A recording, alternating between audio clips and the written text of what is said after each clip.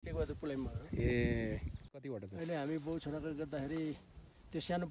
बच्चाहरू यता झन्डै 80 वटा जति छ। ए म पहिले चाहिँ इन्डियन भुपु हो म। ए इन्डियन लाउरे हजुर। ए कति वर्ष सेवा गर्नु कति वर्षको हुँदा तपाईँ भर्ती लाग्नु भएको म के भन्छ 17 वर्ष गोर्खाली पल्टन प्रायः जस्तो पुरै जम्मू काश्मीरमा ए 3 वर्ष त्यो बस्छ फेरि 3 वर्ष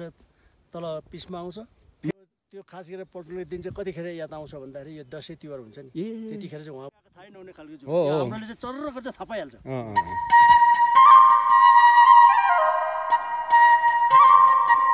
टेकबहादुर पुलामी मगर लाहुरे दाई लगभग 24 वर्ष भारतीय सेना भएर जम्मू काश्मीरदेखि इन्डियाका धेरै ठाउँमा फौजी जीवन बिताएर अहिले रिटायर जिन्दगी सोलुखुम्बुको रमणीय पत्ताले डाँडातिर लगभग 80 बाख्रा गोठालो गरेर जिन्दगी बिताइरहेका छन्। आजको यात्रामा उहाँसँग गरिएको भलाकुसारी समावेश गरेको छु। हेर्दै हुनुहुन्छ भने सेयर गरिदिनु होला। भन्नेमा सानो घर थियो हो त्यो पराउँथ्यो जम्मा गरेर म घरमा म पहिले चाहिँ इन्डियन भुपु हो म। ए इन्डियन लाउरे हजुर। ए कति वर्ष सेवा गर्नुभयो त 28 वर्ष गरियो। 28 वर्ष गरेर पेन्सनर पेन्सन कति सालमा भयो भर्ती लाग्नु भएको म भर्ती चाहिँ उहाँको चाहिँ के भन्छ 73 सालमा इन्डियन चाहिँ 1973 1973 मा 1973 भर्ती भएको थियो। अनि के भन्छ 2000 यहाँको चाहिँ 2000 उसमा निक्ल्यो भनौँ न।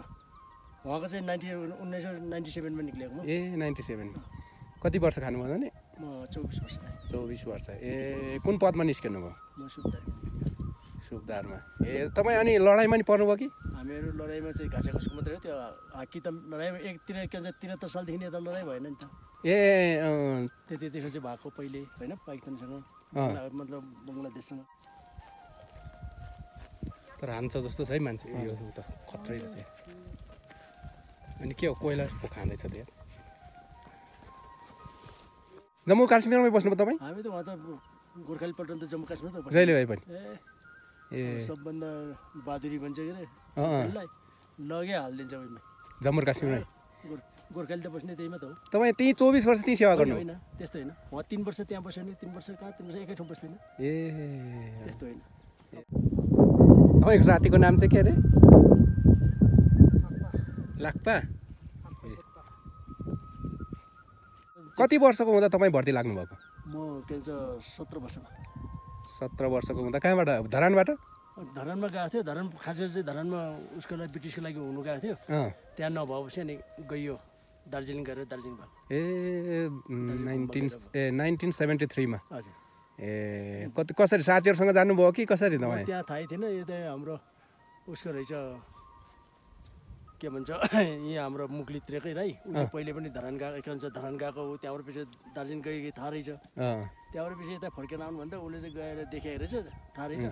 जाउँ यहाँ उतातिर यहाँ भएन भने के उता हुन्छ लाउरे लाग्नै भनेर चाहिँ जानुभएको होइन लाउरे लाग्नु भनेर गएको थियो ब्रिटिसको लागि भएको थियो धरानको लागि त्यहाँ भएन हो कि त्यहाँ नभए जानु पर्यो थियो उता जाउँ त हेर्नु नि हुन्छ भने उता गर्दा इन्डियामा त भइहाल्यो ए भइयो गयो एकैचोटिमा लाग्नुभयो एकैचोटिमा ए इन्डियन घरबाट ब्रिटिस हङकङमा हङकङ लाग्नु भनेर गयो उसमा धरानमा नलागेपछि त्यहाँबाट सिधै दार्जिलिङबाट दार्जिलिङ गएर खोलेको रहेछ ठ्याक्कै भइ पनि हाले ए एउटा खानु जुरेको थियो होला नि जुरेको थियो 24 वर्ष सेवा गर्नुभयो। तर अहिले त गाह्रो छ पहिला तपाईँहरूको जमानामा अलिक सजिलो थियो सजिलो नि हाम्रो खुसी थियो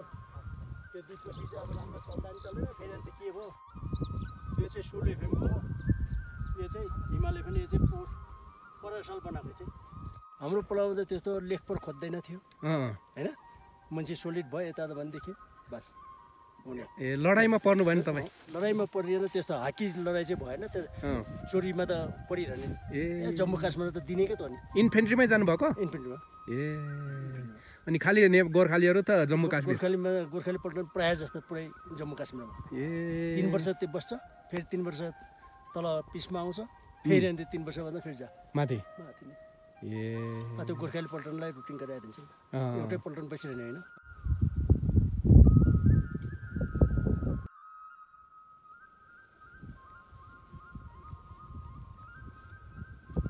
अहिले चाहिँ बाख्रा पालन गरेर बस्नु भएको छ अहिले चाहिँ बाख्रा पालन कस्तो लाग्छ रमाइलो लाग्छ रमाइलो अनि पल्टनतिर कहिलेकाहीँ रमाइलो गर्नुहुन्थ्यो कि नै त पल्टनमा त रमाइलो त पल्टनमा त बेसी रमाइलो हो नि त गीतहरू गाउनुहुन्थ्यो अब हाम्रो बुढाखाना हुँदा यता त पुरा हो नि त अँ, तर हामी यो पूर्वको चाहिँ नजाने पश्चिमी त महानी फेरि ए हजुर नाच्नु र गाना गाउनु मादल बजाउनु तपाईँले कहिले गीत गाउनु भएन अब हामी त जान्दैनौँ नि जाने नि त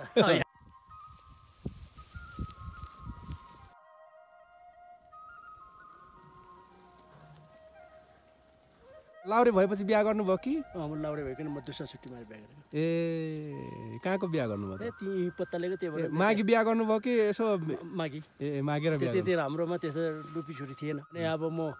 लाउरे भएर आउँदाखेरि आमाहरूले मागिराखेको रहेछ ए पत्तालेमै अँ त्यहाँबाट पछि नै आएर केटी हेऱ्यो अँ अनि केटी हेरिसकेपछि त्यहाँदेखि मन परा पनि भयो ए हजुर लाउरे भनेपछि मन पराइहाल्नु भयो आमाले त्यहाँबाट पछि ठ्याक्कै बिहा गर्यो त्यहाँदेखि अनि कतिजना छोराछोरी मेरो 4वटा 3 भाइ छोरा 1 बहिनी छोरी ए पहिला त्यही पो हुने बेला भयो बिहाई भएको भए त नि कति वर्ष हुनुभयो त तपाईँ म अहिले 67 मा छु 67 वर्ष अनि भर्खरकै देखिनुहुन्छ त राम्रो छ नि अब अहिले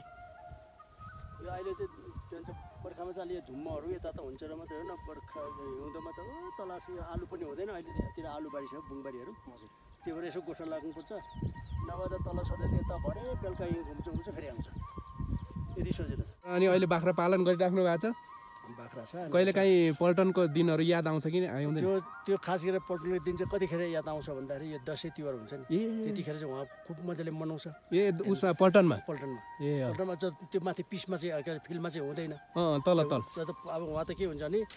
यस्तो तल चाहिँ बेस क्याम्प हुन्छ भनेदेखि यस्तै टाढा टाढामा पाकिस्तानको यस्तो भित्र पसेको छ भने हाम्रो हिन्दुस्तानको उता पसेको त्यस्तो पोस्टमा बस्नुपर्ने हुन्छ उहाँ। ए अँ, उता उता पनि फेरि हुन्छ होला नि त उनीहरूको पनि उनीहरू त्यस्तो हो नि त अब यस्तो छ यो त यस्तो परेको हुन्छ तपाईँ अँ। अब पाकिस्तानको कोही यहाँभित्र पसेको छ पोस्ट हाम्रो उताभित्र पसेको छ ए त्यस्तो भएर बसेको पोस्टमा बस्ने अनि यस्तै यस्तै डाँडा जस्तै हो त ए यहाँ यो डाँडा देख्दा उता उता जम्मू काश्मीरको याद आइरहेछ अब जस्तै यो डाँडामा चाहिँ हाम्रो पोस्ट छ होइन अँ भनेदेखि यो डाँडामा कोही बेला चाहिँ उसको स्तम्भ पसेको छ हाम्रो फेरि यताभित्र पसेको हुन्छ कि ए त्यस्तो अनि यसो हेर ए साथी भन्दै बातचित त हुन्छ नि उताको सेनासँग ए साथी भन्छ ए अनि तपाईँले हिन्दी पुरै आउँछ बोल्न आउँछ नि हिन्दी नभए त के हेर्नु अब इङ्ग्लिस पो जानिएन त त्यो पढिएन होइन कति पढ्नु भएको थियो त तपाईँ पढेकै थिएनन् हामी नपढिकनै भर्ती हुनुभयो नपढिकन हुँ गयो त्यहाँदेखि पछि नि एबिसिडी पनि सिकियो कखरा ए सिक्यो पल्टनमै पल्टनमा तर वहाँनिर त नपढेको मान्छेलाई पुरा चान्स दिन्छ नि त हिसाब भनौँ न ए पढ्ने त पढे पहिला हाम्रो पालामा त्यति पढेको मान्छे नि थिएन थिएन 1973 भनेपछि नपढेको कम्ती पहिले बुढोहरू त पुरै लेप्चे होला अनि कसै नागरिकहरू नि थिएन होला तपाईँको छैन नागरिकता छैन हाम्रो पालामा त्यति ए नागरिकता बिना तपाईँ जान्छु भनेर भर्ती लाग्नुभयो त्यति गयो त्यहाँदेखि पछि नागरिकता नि खोज्दैन थियो ए हाम्रो पालामा त्यो नागरिकता चलन थियो र यस्तो दुगुर्ने सुगुर्ने केही पनि थिएन ए गयो यसो जान्छु भनेपछि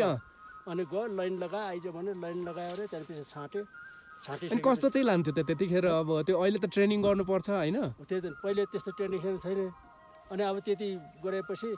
अब भर्ती भयो त्यस्तै होला भने त के त्यहाँ भएपछि हामी त देहरादुनमा लग्यो ए देहरादुनमा त्यहाँ दार्जिलिङबाट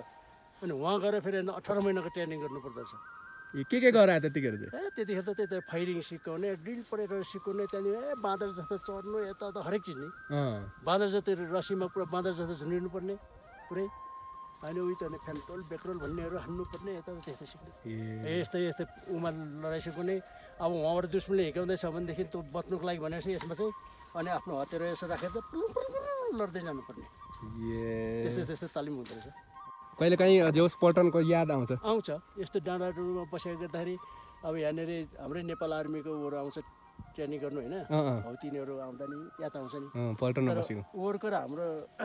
तालिम अलिकति फरक जस्तो नि लाग्दो रहेछ ए हजुर किन उहाँको चाहिँ के हुन्छ भन्दाखेरि लडाइँ भइहाल्यो भनेदेखि बाँच्नुको लागि त्यस्तो तरिकाले तालिम गराउँछ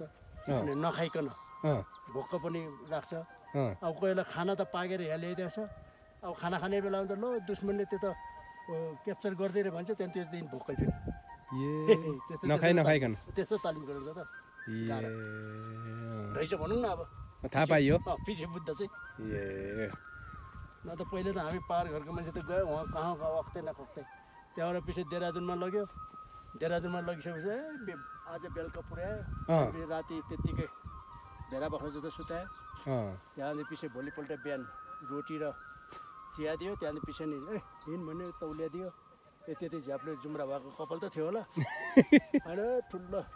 बर पिपलको रुखमुनि चाहिँ त्यो कपाल काट्ने उहरू बस्दो रहेछ के भन्छ धजम भन्दो रहेछ तिनीहरू बस्दो रहेछ अनि लगेर त्यहाँदेखि पछि ती धारा हुँदैछ नलगा भिजा भने भिजा अरे त्यहाँदेखि बस्यो त्यहाँदेखि सास गरेर चिल्लै बनाइदिने सबै पुरा बिलाइट लगेर त्यहाँबाट त साथीभाइमा त हाँसो लाग्ने यसो हेऱ्यो ऊ पनि त्यस्तो देख्छ ऊ पनि त्यस्तो देख्छ पुरा खुइले पहिला त कति अब कपाल थियो जुम्रा परे भए पनि पछि त चिल्ले हुँदा त हाँसै पो लाग्ने तपाईँहरू नि अझै आउनु भएको कि आजै आएको घुम्नलाई धेरै मान्छेहरू घुम्न आउँछ आउँछ रमाइलो छ यो ठाउँ यहाँबाट आउँछ अरू अरू बेर पनि आइरहन्छ झन् पर्सि त्यो 1 गते हुन्छ नि वैशाख गते ए यहाँ मेला लाग्छ त्यतिखेर तल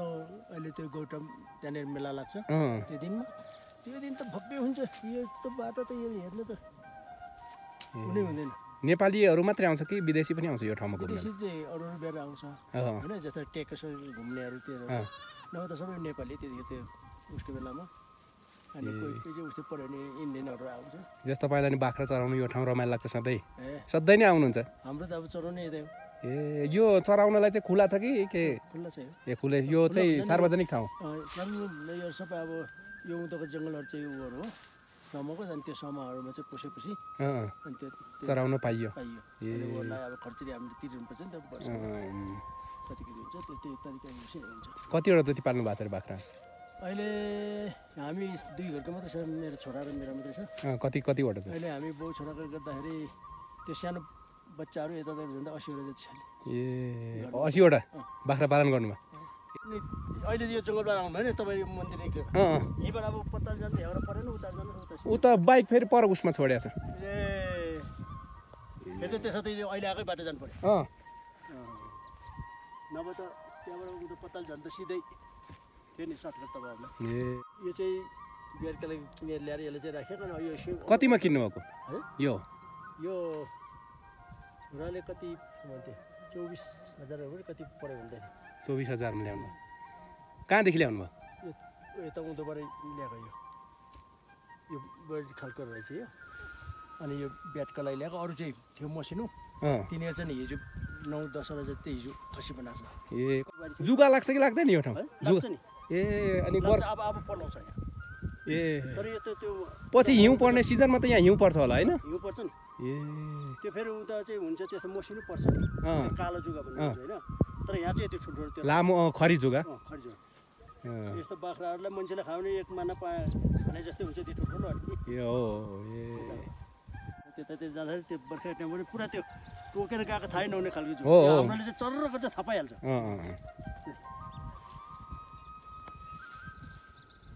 तपाईँको साथी नै हुँदो रहेछ हजुर तपाईँको साथी नै हुनुहुँदो रहेछ ऊ चाहिँ जेठा र मेरो ऊ चाहिँ छोराले यो बाख्रा हेर्नु राखेको ए बाख्रा हेर्नलाई यता उँधोको शेर्पा हो ए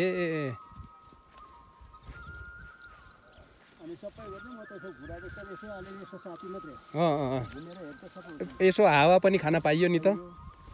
रिटायर लाइफमा 80वटासम्म बाख्रा पालेर बस्नु भएको छ अब पाल्ने भनौँ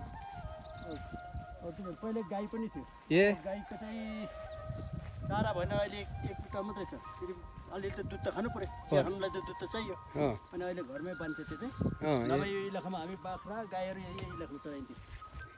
रिटायर भएर आएपछि अरू उन्नति अनि हामी त्यति 68 भनेपछि तपाईँ 10 सालको हुनुहुँदो रहेछ म 11 सालको ए 11 सालको म 11 सालको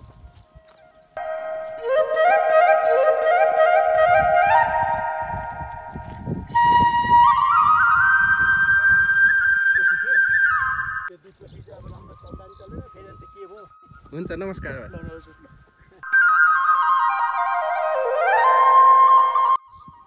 उतै जानुहुन्छ अब ए ल